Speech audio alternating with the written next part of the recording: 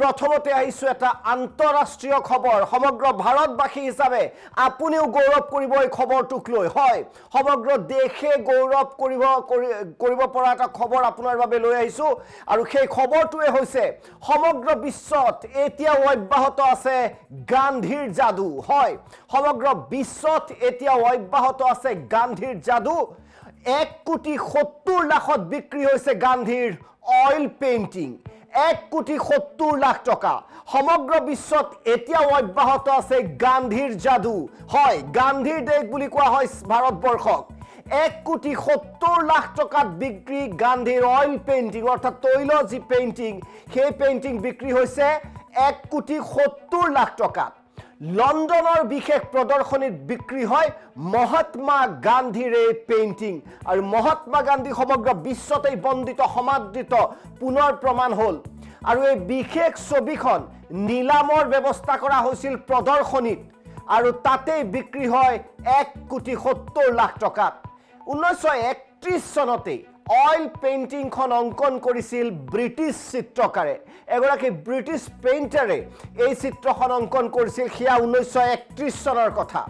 British চিত্ৰকাৰ clear লেইগটনে অংকন কৰিছিল এখন তৈলচিত্ৰ আৰু সেই তৈলচিত্ৰ মহাত্মা গান্ধীক যেতিয়া তেওঁ সন্মুখত আছিল সেই সন্মুখত ৰাখি তেওঁ অংকন কৰিছিল গোটেই তৈলচিত্ৰখন অৰ্থাৎ মহাত্মা গান্ধী সন্মুখত আছিল আৰু তেওঁ চাই তৈলচিত্ৰখন অংকন কৰিছিল আৰু 1931 চনতে অংকিত ছবিৰ প্ৰায় 90 বছৰ সেই ছবিখন 95 বছৰ প্ৰায় আৰু এতিয়াও সমাদৃত হৈ আছে পুনৰবাৰ যেন প্ৰমাণিত হ'ল সমগ্ৰ বিশ্বৰ চকুত শ্ৰেষ্ঠ ভাৰতীয় মহাত্মা গান্ধী যিমানেই নেতা নোলাওক কিয় ভাৰতবৰ্ষৰ শ্ৰেষ্ঠ যিগৰাকী ভাৰতীয় সমগ্ৰ বিশ্বৰ দৃষ্টিপটত সেয়াই হৈছে মহাত্মা গান্ধী আৰু গান্ধীৰ নামেৰে ভাৰতে সমাদৰ লাভ কৰে বিশ্বত সমগ্ৰ বিশ্বত এতিয়া অব্যাহত আছে গান্ধীৰ যাদু এটা গুৰুত্বপূৰ্ণ খবৰ দিব বিচাৰিছো আপোনালোকক 1,70,00,000 টকাত বিক্ৰী হৈছে গান্ধীৰ অইল পেইন্টিং 1,70,00,000 এখন পেইন্টিংৰ দাম কাৰ পেইন্টিং মহামানৱ মহাত্মা গান্ধীৰ পেইন্টিং লণ্ডনৰ বিশেষ প্ৰদৰ্শনীত বিক্ৰী হয় মহাত্মা গান্ধীৰ এই পেইন্টিংখন আৰু যথেষ্ট দামত বিক্ৰী হয় 1,70,00,000 টকা কম টকা নহয়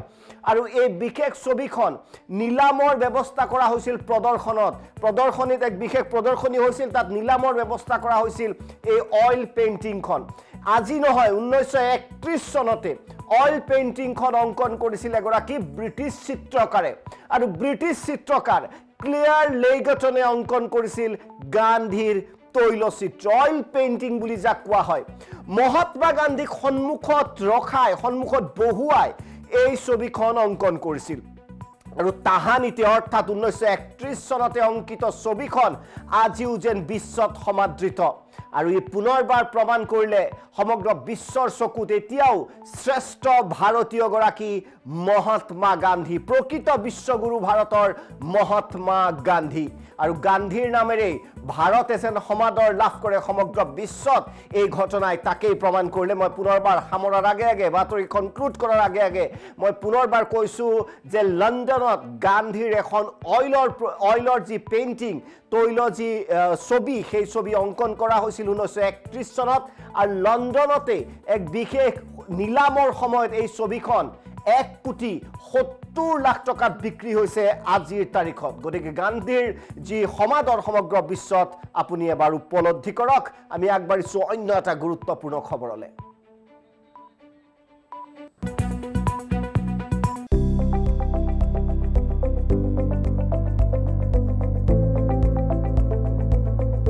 NB নিউজ সহজ সৰল ভাষাত নৱভাৰতৰ কথা